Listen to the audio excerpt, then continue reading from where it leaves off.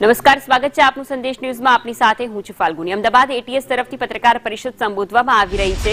સીધા પહોંચીશું. અને એ લોકોએ કાલે એ જે બાતમીવાળી જગ્યા હતી એ જગ્યા ઉપર રેડ કરી.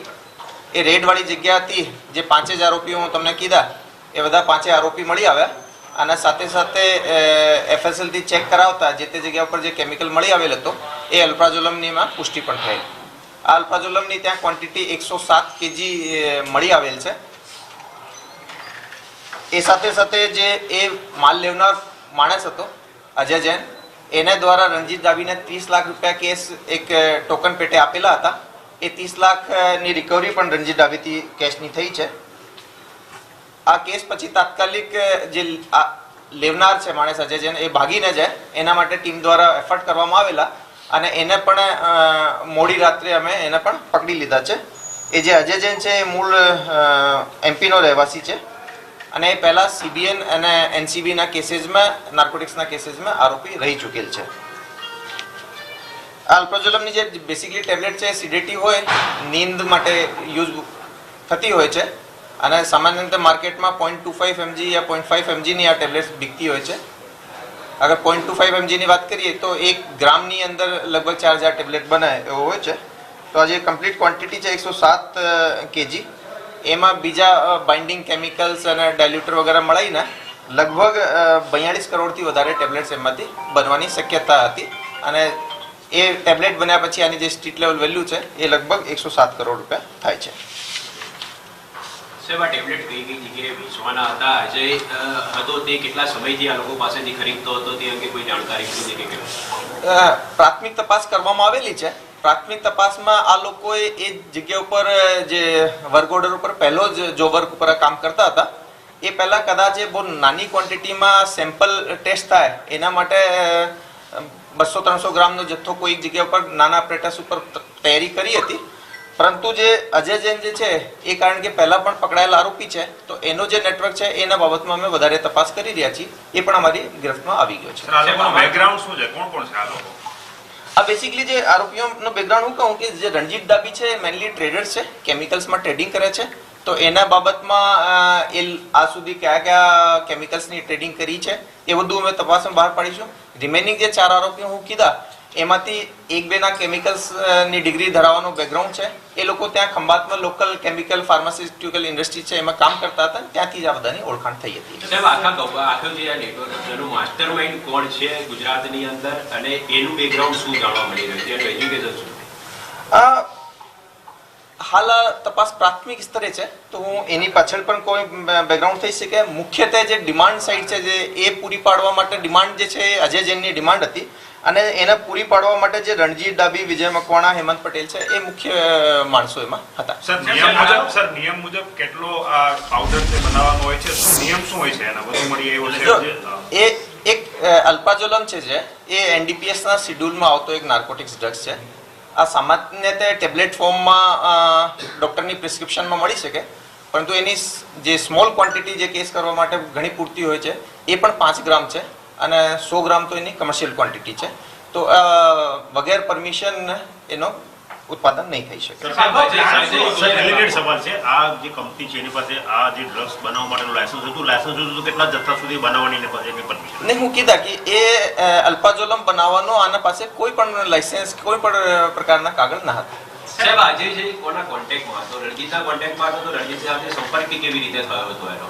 જે રીતે હું આપને કીધા કે રણજીત જે છે એક ટ્રેડર છે અને અજય જૈન એમાં પહેલા પકડાયેલો માણસ છે અને બીજા જે વિજય મકવાણા, હેમંત પટેલ વગેરે છે એ કેમિકલ જાણતા હોય. તો એ લોકોનો જે નેટવર્ક છે આ બાબતમાં બધી ડિટેલથી અમે ફોલોઅપ તમને આપીશું. પણ હાલ પૂરતો એક ટ્રેડર મારફતે અને પ્રોડક્શન કરવા વાળા માણસો અને સાથે સાથે જે રિસીવર છે એ બધાને એક સાથે અમે પકડી પાડ્યા છે. અસાઇનમેન્ટ કયા જગ્યાએ પહોંચાડવાનું હતું? શરૂઆતી જે હું કહું છું કે અજય જૈન જે છે એ MP આને લઈ જવાનો હતો અને આપણે એક સાથે જથ્થામાં નહીં લઈ જવાનો હતો. શરૂઆતી એનો પ્લાન 10 કિલોનો જથ્થો લઈ જવાનો હતો એ જે કમ્પ્લીટ આઈટમ બન્યા છે અને ધીરે ધીરે એને ત્યાંથી બહાર કાઢવાના હતા. આપણે જે રીતે કીધા કે ભાઈ આનો જે 10 કિલો જથ્થો પણ છે એ નંબર ઓફ ટેબ્લેટ્સમાં બહુ વધારે થઈ જાય છે. તો એની આગળની જે શું લાઈન હશે કે એ લોકો આગળ ક્યાં માલ બેચતા હતા, કઈ જગ્યાએ એને ટેબ્લેટ ફોર્મમાં બનાવતા હતા, એ બધી અમે તપાસ દરમિયાન આપને ફોલોઅપ સ્ટોરી આપીશું.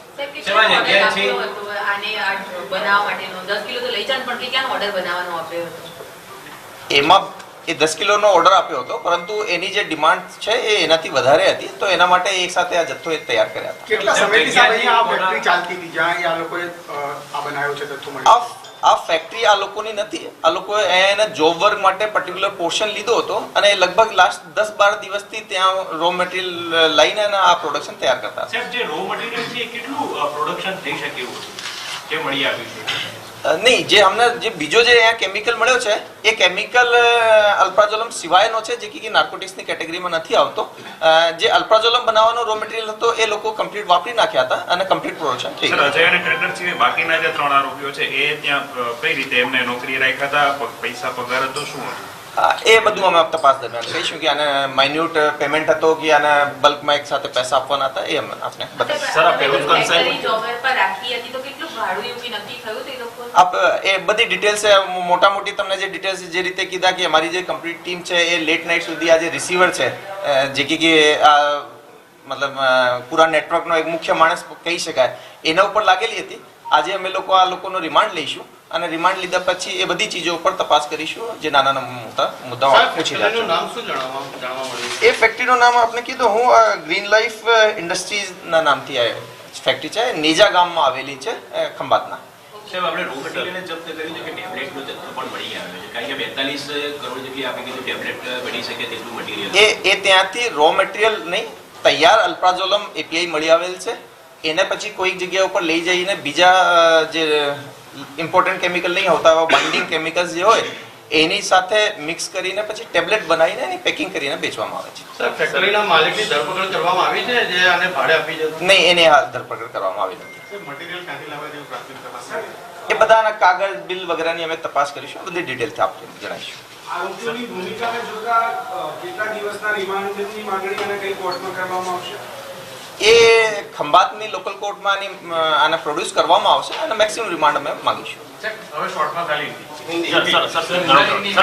પેલું કન્સાઇનમેન્ટ હતું કે આના પહેલા કોઈ બીજી કોઈ જગ્યાએ હાલ સુધીમાં અમારી તપાસમાં આ જે ગ્રુપ છે આ ફર્સ્ટ કન્સાઇનમેન્ટ લીધો હતો, પરંતુ જે રીતે હું કીધા કે રણજીત જાબી જે ટ્રેડર છે એની જે શું ટ્રેડિંગની હિસ્ટ્રી છે એના ઉપર અમે તપાસ કરીશું. અને અજય જૈનની જાતેથી કેમિકલની હિસ્ટ્રી છે, તો એ અજય જૈને બીજી કોઈ જગ્યાથી પણ પ્રોડક્શન કરાવીને ખરીદતો હતો કે નહીં ખરીદતો હતો, એ બધી અમે તપાસ કરીશું. अजय जैन कहाँ का है सर, वो हिंदी में जरा बताइएगा, अजय जैन कहाँ का है? सब सर, शुरुआत से बताइएगा सर, शुरुआत में पूरा हिंदी आप बताइए. कुछ समय पहले गुजराती તો એટીએસ તરફથી ખંભાત ખાતે ગત મોડી રાત્રે જ દરોડા પાડવામાં આવ્યા હતા અને તેમાંથી 107 કરોડનું ડ્રગ્સ ઝડપી પાડવામાં આવ્યું હતું. તમામ ફેક્ટરી માલિક સહિત 6 આરોપીની ધરપકડ કરવામાં આવી હતી. હવે તમામની તપાસ કરવામાં આવી રહી છે. આ જથ્થો કેટલા સમય પહેલા બનાવવામાં આવ્યો હતો, ક્યાં પહોંચાડવામાં આવી રહ્યો હતો. જે ડ્રગ્સ ઝડપાયું છે તે દવા બનાવવામાં ઉપયોગમાં લેવાતું હોય છે, પરંતુ દવા બનાવવા માટે પણ પહેલા પૂર્વ મંજૂરી લેવી પડતી હોય છે. કોઈ પણ ફેક્ટરી કે પછી આવી રીતે ચાલુ કરવામાં આવતી હોય છે દવા બનાવવા માટે કંપની, તો તેના માટે મંજૂરી લેવી પડતી હોય છે, પરંતુ આ મંજૂરી લેવામાં નહોતી આવી.